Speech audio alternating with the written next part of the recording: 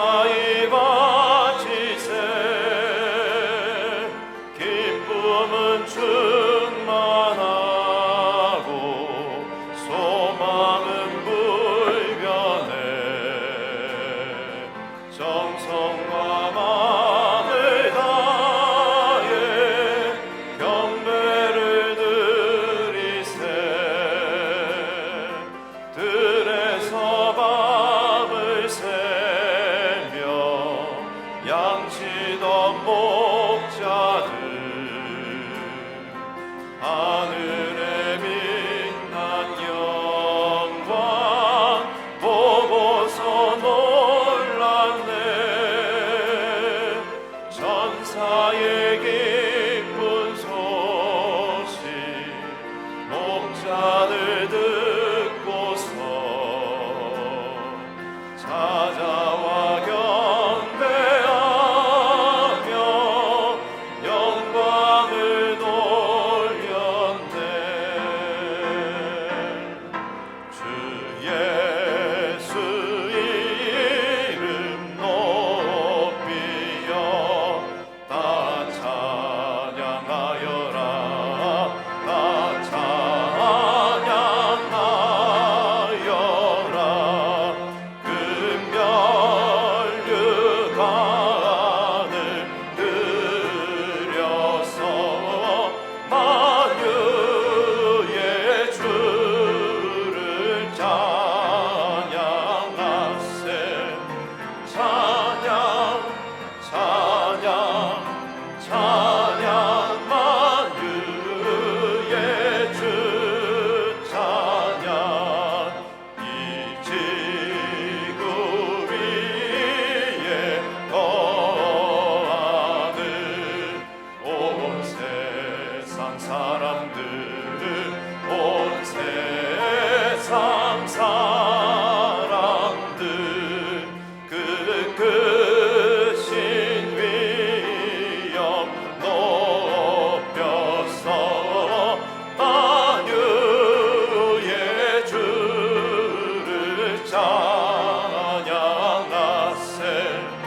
찬양 찬양 찬양 만유의 주 찬양. 주 믿는 성도 다 함께 주 앞에 엎드려 주 앞에 엎드려 무궁한 노래 불러서 만유의 주를 찬양하세. 찬양 찬양 찬양 만유의 주 찬양.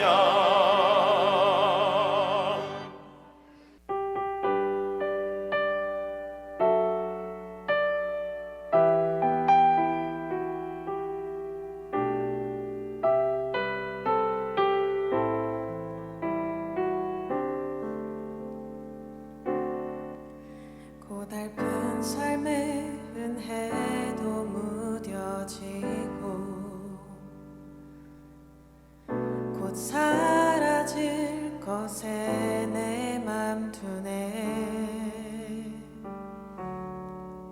헛되고 헛된 것들을 바라보며 그 은혜를 놓치며 살았네. 주어진 삶을 묵묵히 살아가며 날 붙드신 주 예수를 보내. 사망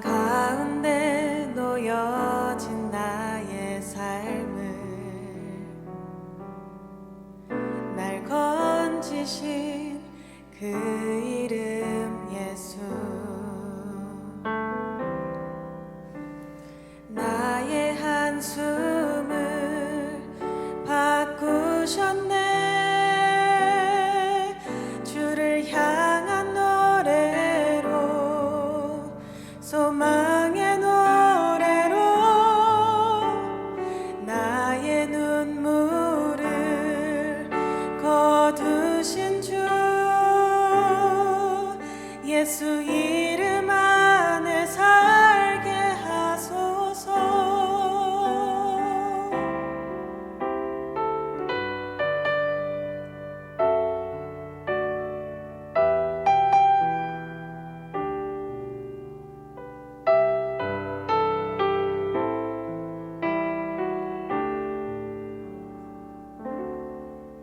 주어진 삶을 묵묵히 살아가며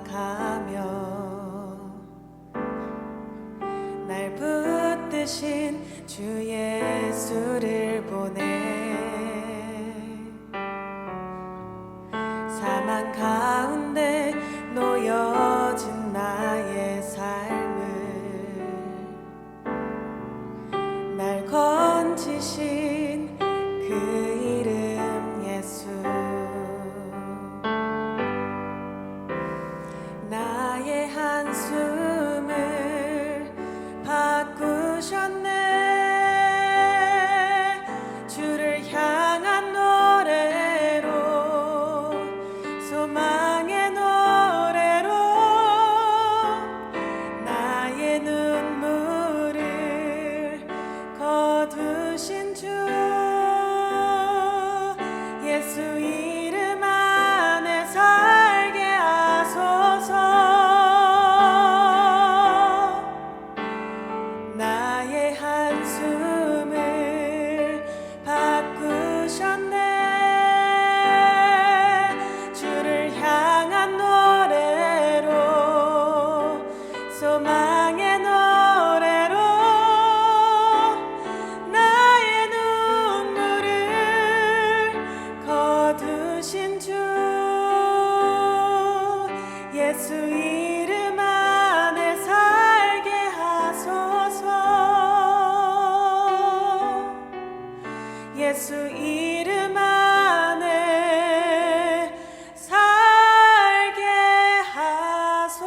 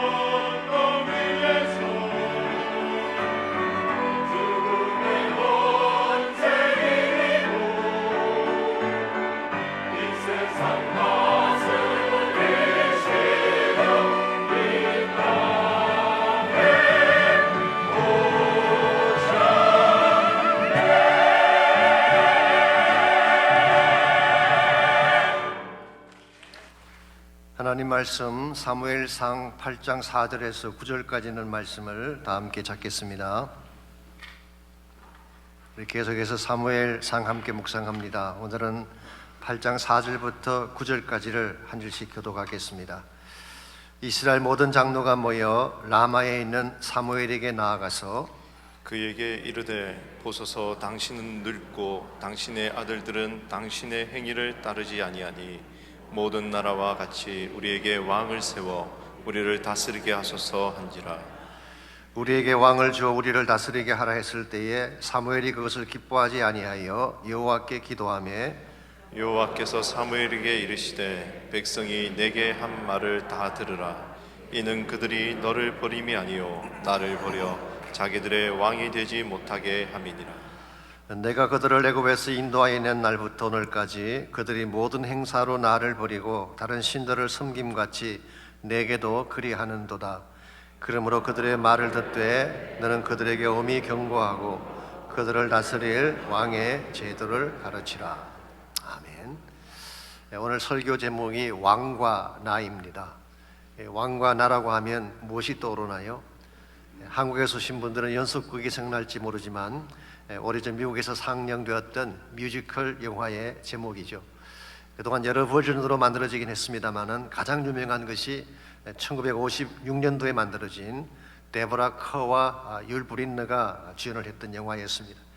이 영화로 율 브린너가 그해 아카데미 주연상을 수상했습니다만은 영화의 내용이 대충 이런 것입니다. 앤나라고 하는 영국의 한 미망인이 시암왕, 시암은 오늘날의 태국입니다. 시암왕의 초청으로 방콕으로 갑니다. 왕실 아이들에게 영어를 가르치는 교사로 청병을 받은 것입니다. 처음엔 왕의 무리한 행동과 문화적 차이 때문에 많은 충돌을 하게 되지만 결국은 그 왕을 사랑하게 됩니다. 비록 오만하고 무식한 듯 보였지만 왕의 인간적인 면모에 애정을 느낀 것입니다. 그리고 그녀의 도움으로 태국에 새로운 시대가 열리게 되죠.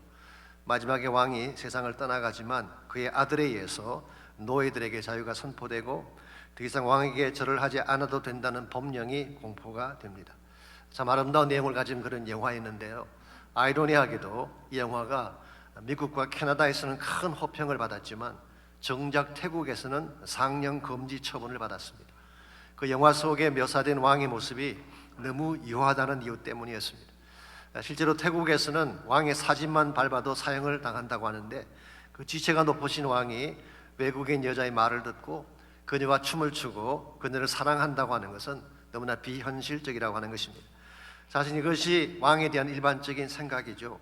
왕이라고 하면 누구도 근접할 수 없는 존재이고 그의 통치 앞에 모든 사람들이 벌벌 떠는 것이 왕에 대한 개념입니다. 특별히 고대 왕국에서 왕이라고 하는 것은 폭력을 행사하고 착취와 압력을 일삼는 이런 것이 왕의 일반적인 모습이었습니다. 그런데 성경에는 이와는 사뭇 다른 또 한 분의 왕이 등장합니다. 그는 압제와 폭력을 행사하는 통치자가 아닙니다. 우리 백성을 사랑하고 자신을 비워 희생적으로 백성을 구원하는 그런 왕입니다. 이 왕이 누구일까요? 바로 하나님이죠. 이 하나님이 육신을 입고 이 땅에 오신 사건이 바로 성탄입니다.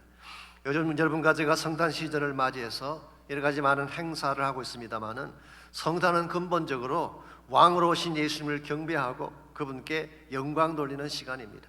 그는 태국의 시암 왕과는 비교도 되지 않을 권세와 높은 지위를 가지신 분이지만 그는 자신의 백성을 착취하지 않았습니다.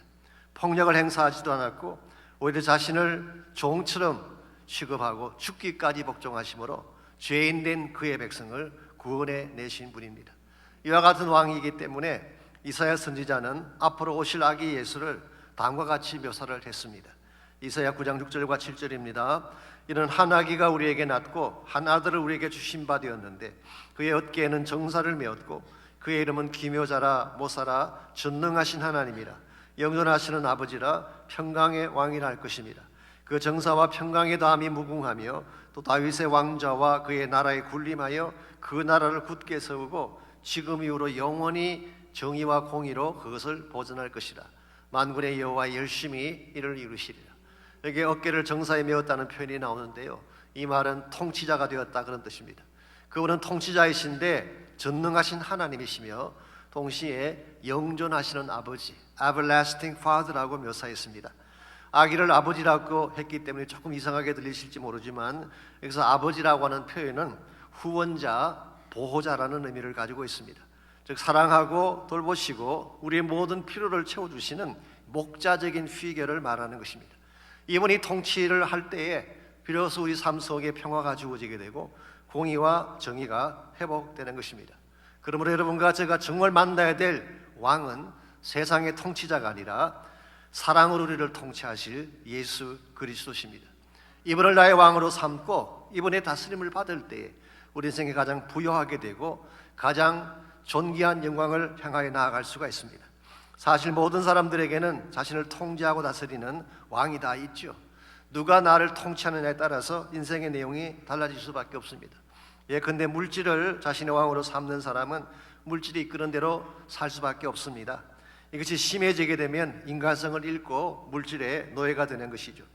탐욕이나 쾌락을 왕으로 삼는 사람은 방탕하고 이기적인 삶을 살 수밖에 없습니다. 다른 사람을 배려하지 않고 자기중심적인 삶에 빠지게 되는 것입니다. 혹은 세상 권력이나 명예를 따라 사는 사람은 권력의 종이 되거나 부패한 정치인이 되어서 이 사회를 어지럽게 만드는 것입니다. 그러나 예수 그리스도를 왕으로 삼는 사람은 하나님 나라를 구하며 살게 됩니다. 그분을 찬양하며 천국의 소망과 기쁨 가운데 사는 것입니다. 참된 존귀함과 평안함을 누리며 살고 하나님이 기뻐하시는 열매를 맺으며 삽니다. 우리의 왕은 이런 왕입니다. 왜냐하면 그분은 우리를 착취하기 위해 오신 분이 아니라 사랑하기 위해서 이 땅에 오신 사랑의 통치자이기 때문입니다. 오늘 여러분과 제 삶의 중심에 이 왕 되신 예수님이 계실 때에 우리 삶은 본래의 궤도를 찾게 되고 하나님의 영광을 향해 나아갈 수가 있습니다. 오늘 여러분 인생의 통치자는 누구인지요? 예수님을 나의 영원한 왕으로 삼고 그분의 통치 가운데 살려면 과연 무엇이 필요할지 오늘 본문을 중심으로 함께 정리해 보려고 합니다. 오늘 본문의 말씀은 자신들의 왕을 세워달라고 요청했던 이스라엘 백성들의 모습을 소개하고 있습니다. 4절과 5절을 먼저 보시면 그들의 요청이 다음과 같은 내용입니다. 이스라엘 모든 장로가 모여 라마에 있는 사무엘에게 나아가서 그에게 이르되 보소서 당신은 넓고 당신의 아들들은 당신의 행위를 따르지 아니하니 모든 나라와 같이 우리에게 왕을 세워 우리를 다스리게 하소서 한지라. 이 말씀에 의하면 그들이 왕을 세우려고 했던 표면적인 이유는 두 가지였죠. 첫 번째는 사무엘의 나이가 너무 많고 그의 아들들은 지도자로서 부적절하다는 이유 때문이었습니다. 나이가 많다고 했지만요, 실제로는 50세 정도밖에 되지 않았습니다. 아직 사울이 왕으로 등극하기 전이었기 때문에 계산을 해보면 대충 그런 나이가 나옵니다. 그래서 탈무드에서도 이때 사무엘의 나이를 52세로 추정을 했습니다. 물론 어떤 학자들은 70세까지 보기도 합니다만은 그렇다고 할지라도 그렇게 많은 나이는 아니죠. 모세는 80세 사역을 시작했잖아요. 요즘식으로 말하자면 70세는 신중년이라고 하는데 이 나이를 많다고 할 수가 없습니다. 더구나 지금 사무엘이 지금껏 얼마나 이스라엘 백성을 위해 기도하며 헌신해 왔는데 연로하다는 이유로 그 리더십을 거부한다는 것은 사무엘 개인적으로는 조금 가슴 아픈 일일 수가 있겠죠. 두 번째 이유는 주변 나라들은 다 왕이 있는데 우리에게는 왕이 없다는 것입니다. 모압이나 암몬이나 에돔 등은 다 왕이 있었습니다. 그러니 우리도 왕을 세워달라 그런 제안이었죠. 사실 왕을 세우는 것 자체가 잘못된 것은 아닙니다. 왜냐하면 하나님께서도 일찍이 모세를 통하여 왕정에 대한 계획을 말씀하신 바가 있기 때문입니다. 신명기 17장 14절과 15절을 보시면 너희들이 나중에 가나안 땅에 정착하게 되면 왕을 세우라고 말씀을 하셨어요. 다만 한 가지 조건이 하나님께서 택하신 자를 왕으로 세우라고 하셨어요. 그러므로 왕을 세운다는 것 자체는 잘못된 구상이 아닙니다. 그럼에도 불구하고 6절을 보시면은 사무엘이 그것을 기뻐하지 않았다고 했죠. 왜 그랬을까요? 흔히 생각하는 것처럼 퍼스널한 이유 때문이 아니었습니다. 즉 자기의 사사직에 연연해서 헤게모니를 상실할까 봐 계속 기뻐하지 않는 것이 아닙니다. 우리가 지금까지 사무엘을 공부해서 알지만 사무엘은 그런 정도의 그릇이 아니죠. 사무엘이 기뻐하지 않았던 근본적인 이유는 하나님의 뜻이 아직은 왕을 세울 때가 아닌 것을 알았기 때문이에요. 왕을 세우긴 세우지만 하나님의 때에 하나님의 방법으로 세울 계획을 하나님께서 갖고 계셨어요. 나중에 제가 조금 더 자세히 설명을 드릴 것입니다만은 그것이 지금부터 40년 뒤에 다윗을 통해 하나님의 왕국을 세우는 것이 하나님의 플랜이었습니다. 이와 같은 하나님의 뜻은 확인도 해보지 않은 채 인간적인 동기로 왕을 요구했기 때문에 하나님도 기뻐하지 않으셨고 사무엘도 기뻐하지 않은 것입니다. 그러나 이스라엘 백성이 워낙 집요하게 왕을 원했기 때문에 그들에게 왕을 주시게 되죠. 그런데 그 왕이 결과적으로 이스라엘 백성에게 축복이 됐나요? 아닙니다. 사실은 엄청난 짐이 됐어요. 그렇게 해서 세워진 왕이 누군가요? 사울 왕이었죠. 사울 왕은 처음에는 괜찮은 사람처럼 보였습니다. 사실 인간적인 눈으로 보면, 외형만 본다면 괜찮아 보이는 사람이죠.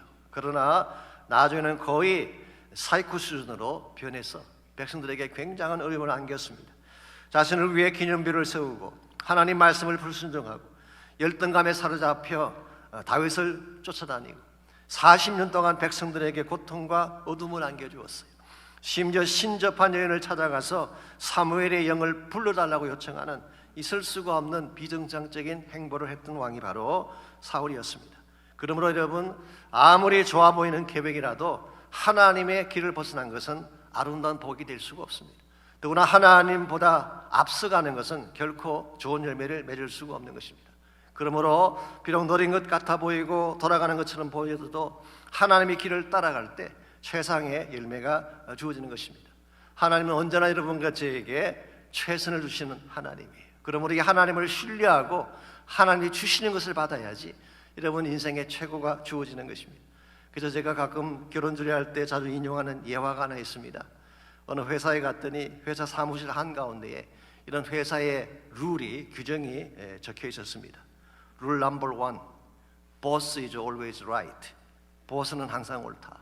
룰 넘버 2, if you think boss is wrong, 만일 당신의 생각에 보스가 틀렸다고 생각되거든, see 룰 넘버 1, 뭡니까? boss is always right. 그러므로 어떤 경우든 보스의 선택은 항상 옳다는 것입니다. 여러분의 인생에도 보스가 있죠. Who's the boss? 누가 보스인가요? 어떤 분은 와이프다라고 큰 소리로 대답하실지 모르지만 그것도 속으로 우리 인생의 진정한 보스는 하나님이신 줄 믿습니다. 하나님이 하시는 일이 항상 옳은 것입니다. 그래서 나의 생각이 맞지 않는 것처럼 보여도 See rule number 1, God is always right. 우리가 인생을 살아보면 압니다. 산 뒤에 돌아보면 항상 하나님이 옳았어요. 오늘 본문에서 하나님이 왕을 준비해 주시는데 하나님이 준비하시는 왕이 그들에게 최상의 왕인 것입니다. 세상에 세운 왕이 아니라, 내가 세운 왕이 아니라 하나님이 주신 왕이 우리 모두에게 주시는 최상의 축복이라는 것입니다. 바로 그분이 예수 그리스도이시고 그분이 우리를 다스리기 시작할 때 여러분과 저의 삶에 전성기가 찾아오는 것입니다. 그러므로 이 아침 물어야 될 질문이 이것입니다. 어떻게 하면 여러분과 제가 예수님을 나의 왕으로 삼고 그분의 다스림을 통해 인생을 살아갈 것인가 라고 하는 질문입니다. 오늘 본문에 보시게 되면 이스라엘 백성의 케이스를 통해서 하나님을 왕으로 삼고 하나님을 따라 사는 삶에 대한 몇 가지 원리가 소개가 되어 있습니다. 첫 번째로 사랑의 왕이신 주님의 다스림을 따라 살아가려면 바른 전망을 가져야 됩니다. 이 전망이라고 하는 것은 미래에 대한 관점 혹은 비전을 말하는 것이죠.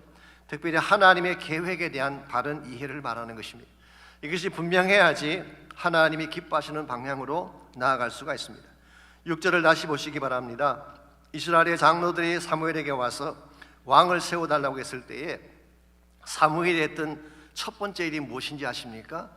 기도하며라고 했어요. 기도하며. He prayed to the Lord. 사무엘은 그 장로들이 와서 당신이 너무 연로하니까 물러나라는 이야기했을 때에 사실 인간적으로 마음이 상할 수도 있었겠죠. 그러나 그는 거기에 반응하지 않습니다. 성급하게 그 문제로 다루지 아니하고 가만히 하나님께 나가서 기도하는 것입니다. 사무엘은 평소에도 무슨 문제가 생기면 항상 기도했어요. 오죽했으면 기도를 쉬는 죄를 범치 말게 달라고 기도를 했겠습니까? 그래서 사무엘은 어떤 일을 당하든지 먼저 하나님께 나가서 기도합니다. 그러면 하나님이 사무엘에게 하나님이 가지고 계시는 계획과 먼 장래일을 보여주시는 것입니다. 여러분, 하나님은 기도하는 사람에게 하나님의 비밀을 보여주십니다. 모세의 경우를 보십시오. 민수기 12장 8절에 보게 되면 그와는 내가 대면하여 명백히 말하고 은밀한 말로 하지 아니한다고 했어요. 쉽게 표현하면 우리 사이는 비밀이 없다 그런 뜻이에요. 하나님과 모세 사이는 모든 게 다 공개되어 있었어요. 예레미야 33장 3절에 보면 전심으로 부르짖는 자에게 주신 약속이 있습니다. 크고 비밀한 일을 보여주리라. 기도하는 자에게는 남이 알지 못하는 위대한 하나님의 계획을 보여주신다는 것입니다. 오늘 본문에 등장하는 사무엘도 같은 케이스입니다. 기도하는 사람이었기 때문에 이스라엘의 장로들은 알지 못하는 하나님의 계획을 알 수 있었고, 그 계획의 내용이 뭐냐?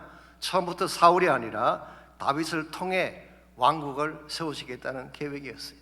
좀 더 구체적인 내용이 사도행전 13장 21절에서 23절에 나옵니다. 거기 보시게 되면 하나님께서 가지고 계셨던 오리지널 플랜이 구체적으로 어떤 것인가가 자세히 나와 있어요. 먼저 21절입니다. 그 후에 그들이 왕을 구하거늘 하나님이 베냐민 지파 사람 기스의 아들 사울을 40년간 주셨다가, 즉 백성들이 우기니까 주신 것입니다. 그런데 22절 23절입니다. 패하시고 다윗을 왕으로 세우시고, 여기 하나님의 의지가 들어있죠. 자신이 택한 자를 세우시려는 의지가 여기 들어있습니다. 정언하여 이르시되 내가 이새의 아들 다윗을 만나니 내 마음에 맞는 사람이라 내 뜻을 다 이루리라 하시더니 하나님이 약속하신 대로 이 사람의 후손에서 이스라엘을 위하여 구주를 세우셨으니 곧 예수라고 했습니다. 다윗을 세우셔서 다윗 왕국을 이룩하게 하시고 궁극적으로 거기에서 메시아가 나오게 하셔서 그를 통해 하나님의 킹덤을 이루겠다는 것, 이게 하나님께서 설정하신 오리지널 플랜이었습니다. 이와 같은 하나님의 계획은 전혀 알지 못한 채 이스라엘 백성들은 하나님보다 앞서갔기 때문에 결과적으로 고통과 패배를 체험할 수밖에 없었던 것입니다. 여러분과 저도 이 사실을 조심해야 됩니다. 아무리 급해도 하나님을 앞서가면 안 됩니다. 더구나 하나님의 뜻을 벗어나는 것은 해서는 안 될 일이죠. 아무리 힘이 들어도, 아무리 앞이 보이지 않는다고 할지라도 기도하는 중에 하나님 때까지 기다려야지 하나님의 진정한 축복과 회복을 허락해 주시는 것입니다. 제가 얼마 전에 제자훈련 전체 모임에서 한번 나눈 적이 있습니다만, 이곳에서 공부를 하시다가, 신학을 공부하시다가 한국으로 돌아가신 젊은 목사님 한 분이 계셨습니다. 제가 골든게이트에서 강의를 할 때 제 클래스에서 수강됐던 그런 분이세요. 이분이 한국 노량진에 있는 한 교회를 맡아서 가게 되는데요, 원래는 제법 큰 교회였습니다. 그런데 그동안에 교회에 문제가 많이 생겨서 많은 성도가 떠나가고 얼마 남지 않은 그런 교회에 이분이 부임을 하게 됐습니다. 가보았더니 장로님들이 여러 분 계시는데 그 장로님 중에 특별히 세 분이 굉장히 어려운 분이었어요. 이 세 분 다 성씨가 김씨라서 삼김이라고 불렀는데요, 이 당에만 하면 육두문자를 쓰고 싸우는 것입니다. 이 젊은 목사로서는 감당이 안 됐어요. 그래서 서초동에 계시는 한 선배 목사님을 찾아가서 상담을 했더니 그분이 이렇게 충고를 해주었어요. 아무것도 하지 말고 딱 두 가지만 해라. 주일날 성경을 가지고 설교하는 것, 두 번째로 기도하는 것. 그래서 그 말을 듣고 6개월 동안 진짜 아무것도 하지 말고 주보 하나 바꾸지 아니하고 말씀만 전하고 기도만 했어요. 이와 같이 6개월을 한 후에 어느 날 장로님들에게 산에 가서 기도할 것을 제안을 했어요. 그래서 산에 같이 올라가서 기도를 하는데 목사님은 산 위로 올라가서 기도를 하시고 장로님들은 산 아래에서 기도를 하셨습니다. 그런데 평소에 기도하지 않던 분들이 기도하려면 할 게 없어요. 5분 지나니까 다 끝난 것입니다. 이제 문제는 산에 올라가신 목사님이 내려와야 집에 갈 텐데 안 내려오시는 거예요. 해는 기웃기웃 저물어 가는데 안 내려오시니까 그 삼김 중에 한 분이 가장 악질 장로님이라고 합니다. 산 위를 향해 한마디 외치려고 하는데 갑자기 그 순간 성령님이 그 마음을 만지신 거예요. 그분이 그 자리에서 꾸러지시더니 엉엉 울며 통곡하며 기도하기 시작합니다. 마음에 사여했던 모든 죄악들을 토해내며 자복하는 기도가 시작됐어요. 이걸 보고 있던 다른 장로님이 한 분씩 한 분씩 엎드려 기도하기 시작하고 순식간에 통곡 기도 자리가 되고 말았어요. 이때부터 육두문자가 사라지고 교회가 성장하기 시작했다고 합니다. 여러분, 만일 그때 젊은 목사님이 개혁을 한답시고 다른 시도를 했더라면 어떻게 됐을까요? 아마도 더 많이 부딪히게 되고 사역은 더 힘들게 됐을 것입니다. 그런데 기도하며 기다렸더니 하나님이 해주셨잖아요. 여러분, 이것이 문제를 푸는 최선의 방법입니다. 어떤 불가능한 사람도 기도하면 하나님이 만지시고 고쳐주실 줄 믿습니다. 그러므로 무슨 일을 당하든지 하나님 앞서가지 마십시오. 기도하며 하나님의 뜻을 순종하시기 바랍니다. 그때 하나님이 우리 앞서 가시며 우리의 왕이 되셔서 대신 싸워 주시는 거예요. 그러므로 정말 여러분이 하나님을 왕 삼고 그분을 따라 살기를 원한다면 그분의 계획을 알아야 돼요. 기도하는 중에 그분의 뜻을 알아야 돼요. 두 번째로 사랑의 왕이신 하나님의 다스림을 따라 살려면은 우리 안에 바른 동기를 가져야 됩니다. 우리가 살아야 될 바른 이유죠. 이게 분명해야지 여러분 하나님을 왕되게 섬길 수가 있습니다. 7절 말씀 보시면요, 그들이 왕을 세우려고 했던 진짜 이유가 7절에 나와 있습니다.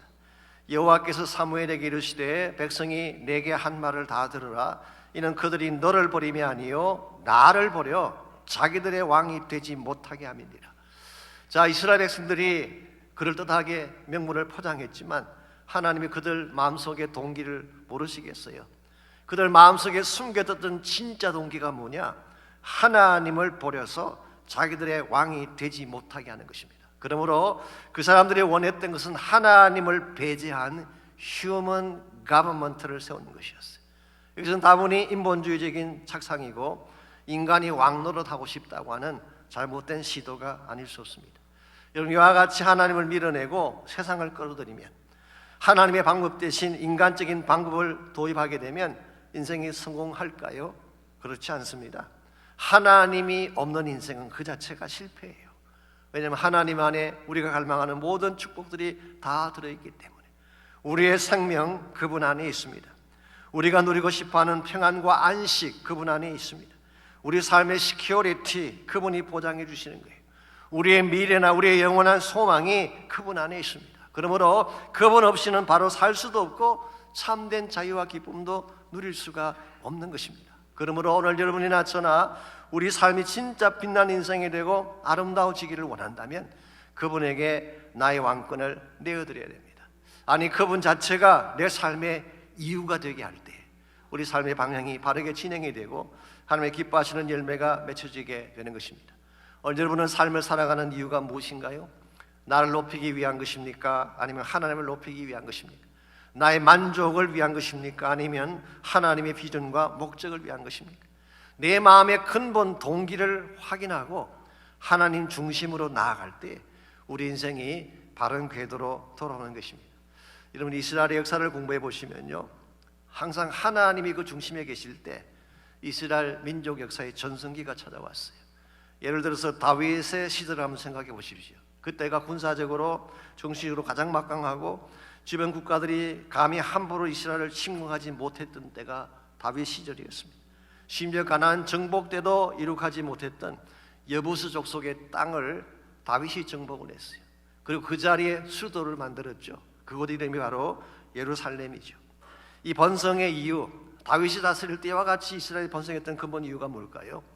다윗은 하나님을 찬양하고 경배하는 자였기 때문에 그런 것입니다. 솔로몬 때도 마찬가지입니다. 물론 솔로몬이 나중에 이방 제자들을 안으로 맞이하면서 부패하게 되긴 합니다만은 초창기는 그렇지 않았어요. 성전을 건축하고 일천 번제를 드렸던 사람이 솔로몬이었습니다. 그때 하나님이 이스라엘 역사를 얼마나 축복해 주셨어요. 가장 넓은 영토를 차지하게 하셨고 근동 지역 곳곳에서 금과 은의 조공을 들고 이스라엘 예루살렘으로 달려던 시기가 그 시기였어요. 그러므로 하나님이 우리 삶의 주인이 되면 국가든 개인이든 전성기가 찾아옵니다. 여러분과 저의 인생도 마찬가지입니다. 내가 주인이 아니라 하나님을 왕으로 삶을 때에 여러분의 삶이 풀리기 시작하는 겁니다. 사업이건 개인이건 교회건 다 마찬가지예요. 교회도 사실은 항상 문제가 있죠. 이민교회 중에 쉬운 교회가 어디 있겠어요? 언제나 문제가 있고 저희 교회도 마찬가지입니다. 그런데 언제부터 교회가 아름답게 변하는지 아십니까? 기도에 집중하고 하나님을 우리 교회의 중심에 모셨을 때, 하나님이 중심에 계시게 되면 문제가 생겨도 문제가 떠나가게 됩니다. 오히려 문제가 변화해서 복이 되는 경우도 있죠. 그래서 저는 지금도 제 마음속에 확신하는 것이 있습니다. 비록 코로나 팬데믹 때문에 많은 사역의 문이 닫히기도 하고 또 약간 쇠퇴하는 면도 없잖아 있지만 정말 지금이라도 여러분 제가 기도하며 하나님의 중심으로 나아가게 된다면 다시 복음의 전성기가 찾아올 수 있다고 저는 믿습니다. 여러분들 중요한 것은 하나님이에요. 하나님을 왕으로 삼을 때에 그분이 모든 사역과 삶의 중심에 계실 때에 개인이건 교회건 인생이든 다시 일어나게 되는 것입니다. 이와 같이 우리가 하나님을 우리의 왕으로 삼고 그분의 통치를 따라 살려면 1차적으로는 그분의 계획을 알아야 돼요. 기도하는 중에 영적인 깨달음을 통하여서 그분의 마음과 뜻을 알아야 돼요. 두 번째는 바른 동기로, 하나님 한 분만을 섬기겠다는 바른 동기로 살아야지 하나님을 향하여 나아갈 수가 있는 것입니다. 세 번째로 참된 왕이신 하나님의 다스림을 따라 살려면 바른 결단을 해야 됩니다. 정말 하나님이 나의 왕이라면 그 하나님을 나의 왕으로 결단하고 받아들여야 되는 것입니다. 9절 말씀 보시기 바랍니다. 이스라엘 백성이 계속해서 왕을 고집하게 되자 하나님께서 사무엘에게 그들의 말을 들으라고 했어요. 사실 이것은 허용이라기보다는 심판적 허용이라고 부르는 것이 좋습니다. 허락을 하는데 정말 원해서 하시는 허락이 아니에요. 계속 우기니까 오케이, go ahead 그렇게 말씀하신 거예요. 즉 스웨인들 목사님이 이것을 하나님의 조용한 분노라고 불렀어요. Quiet wrath of God. 하나님이 진노하시는데 조용하게 진노하신 것입니다. 이건 결코 바람직한 상황이 아니죠. 이스라엘 백성들은 이와 같이 하나님께서 사실은 조용하게 진노하심에도 불구하고 계속 왕을 세워달라고 했을 때에 하나님께서는 사무엘에게 이야기하셨어요. 엄중히 경고를 하고 왕의 제도를 가르쳐 주라고 했어요. 이 구절에 나오는 왕의 제도가 뭐냐고 하면요, 이 제도라는 말 자체가 미시팟이라고 하는 히브리 말인데요, 이것은 권력의 행사, 권력에 사용하는 방법, 그 manners or ways of a kingship, 왕된 자가 권력을 사용하는 방법을 말하는 것입니다. 좀 더 구체적인 내용이 읽지 않았지만 11절에서 18절에 기록이 되어 있는데 제가 간단하게 세 가지를 요약해드리면 이런 내용이에요. 첫 번째는 자녀들의 징집입니다. 군인으로서건 일꾼으로서건 왕은 자녀를 징집해서 사용할 수가 있는 권리가 있어요. 두 번째로 세금을 징수하는 것입니다. taxation이죠. 백성들의 재산을 착취하고 오용하는 것입니다. 세 번째는 폭력입니다. 폭력을 행사하고 억압과 공포 정리로 그들을 압제하는 것. 이게 바로 왕의 제도예요. 일반적으로 왕이라고 하는 통치자는 백성들의 행복을 위해 존재하는 자들이라기보다는 자신들의 만족과 쾌락을 위해 백성들을 억압하고 빼앗는 자가 되는 것을 오늘 본문에서는 왕의 제도라고 부르고 있습니다. 그러므로 여러분과 제가 이 세상 왕의 통치를 억셉트하게 되면 왕의 제도를 받아들이는 것이 되는 것입니다. 성경에 의하면은 세상 임금이 궁극적으로 누군지 아십니까? 사탄이라고 말하고 있어요. 사탄은 우리에게 복을 주려고 존재하는 존재가 아닙니다. 우리의 것을 빼앗아가고 착취하고 억압하고 여러분과 저를 노예로 삼기 위해 존재하는 자가 사탄입니다. 그러므로 이 사탄에게 우리 인생을 맡기고 사탄의 다스림을 받게 된다는 것은 여러분 스스로가 노예로 전락하는 것입니다. 자, 하나님께서 이스라엘 백성에게 너희들이 세상 통치자를 받아들이게 되면 이런 일이 벌어진다라고 경고하며 말씀을 하셨을 때 이 정도까지 말씀하셨으면 아, 하나님 그렇군요. 우리가 잘못 생각했습니다. 그리고 다시 하나님을 왕으로 삼아야지 마땅할 것 같은데 이스라엘 백성은 그렇게 하지 않았어요. 어떤 선택을 했는지 아십니까? 우리 19절을 잠깐 보겠습니다. 이와 같이 말을 다 했을 때 19절에 백성이 사무엘의 말 듣기를 거절하여 이르되 아니로소이다. 우리도 우리 왕이 있어야 되겠습니다.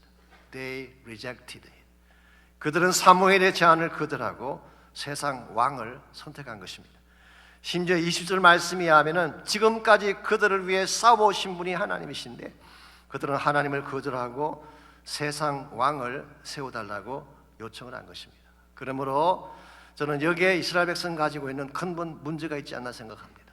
하나님 없는 세상 왕국을 세우려고 했던 시도, 이것이 이스라엘 백성이 가진 근본 문제였어요. 어쩌면 오늘날 미국이 가진 근본 문제도 여기에 있는지 모르겠습니다.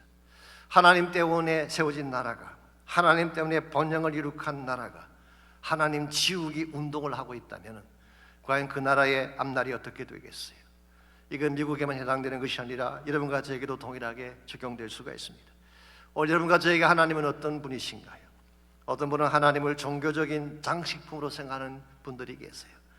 내가 그래도 지성인인데 문화인인데 최소한 종교 하나는 가져야 되지 않겠냐, 이런 차원에서 religious decoration으로 하나님을 믿는 사람들도 있어요.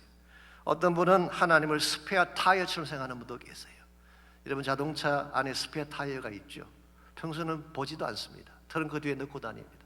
언제 끄집어내보나요? 펑크가 났을 때만, 문제가 생겼을 때만 끄집어내 사용하는, 즉 하나님을 도구화하는 것입니다. 혹은 어떤 분은 하나님을 나의 절대적 하나님으로 알고 영원한 왕으로 섬기는 분이 계십니다. 이러한 자가 바로 하나님이 축복하실 수 있는 아름다운 인생입니다. 다시 말씀드리지만 세상과는 우리에게 진정한 축복을 안겨줄 수가 없어요. 빼앗고 도둑질하기 위해 온 것이 세상의 왕이라고 한다면 하나님은 그렇지 않습니다. 하나님 여러분과 저에게 풍성한 삶을 주시고 생명을 주시기 위해 이 땅에 오신 분이에요. 시편 103편 말씀에 의하면 그분은 우리의 모든 죄악을 사하시며 모든 병을 고치시며 우리의 생명을 파멸해서 속량하시고 인자와 긍휼로 관을 씌우시며 좋은 것으로 내 소원을 만족하게 하사 내 청춘을 독수리같이 새롭게 하시는 하나님. 사실은 이것이 예수님께서 지금부터 2000년 전에 이 땅에 오신 목적이기도 합니다. 여러분과 저에게 참된 생명과 소망을 안겨주기 위해 그분이 자신의 모든 권리를 포기하셨어요. 우리를 부유하게 하기 위해 가난하게 되셨어요. 우리에게 참된 구원을 주시기 위해 버림받고 채찍받고 십자가의 처형당해 돌아가셨어요. 왜 왕이신 주님이 그런 일을 하셔야만 했을까요?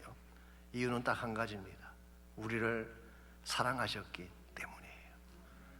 예수님은 여러분과 저를 사랑하는 사랑의 통치자입니다. 이분을 만나야 우리가 살 수 있고 이분을 만나야 진정한 행복을 누릴 수가 있습니다. 이와 같은 사실을 누구보다 잘 아는 다윗은 시편 145편 1절에서 이 하나님을 다음과 같이 찬양하며 고백을 했습니다. 왕이신 나의 하나님, 내가 주를 높이고 영원히 주의 이름을 송축하리이다. 여러분과 저에게 동일한 고백이 있으면 좋겠어요.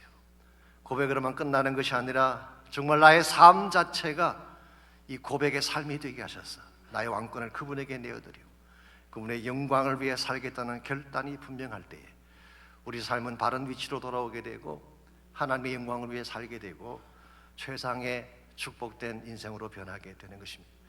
여러분과 제가 하나님께 왕권을 내어드리기를 원한다면 첫째로 자신을 비워야 됩니다. 나의 욕망, 나의 뜻, 나의 어젠다를 다 내려놓아야 됩니다. 두 번째로 그분의 내 삶의 모든 것을 다스리게 해야 됩니다. 내 마음의 왕자를 그분에게 내어드리고 그분에게 순종하는 것이 필요합니다.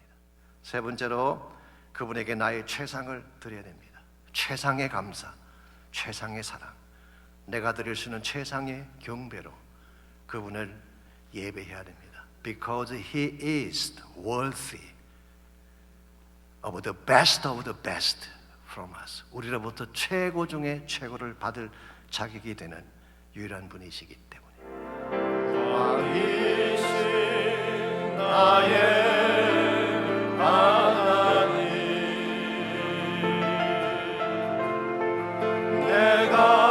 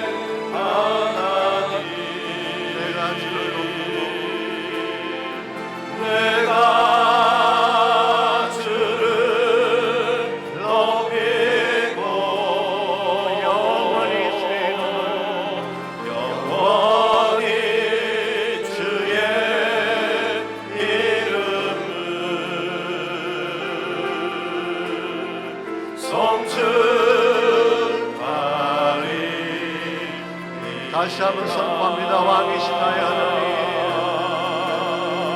왕이신 나의 하나님,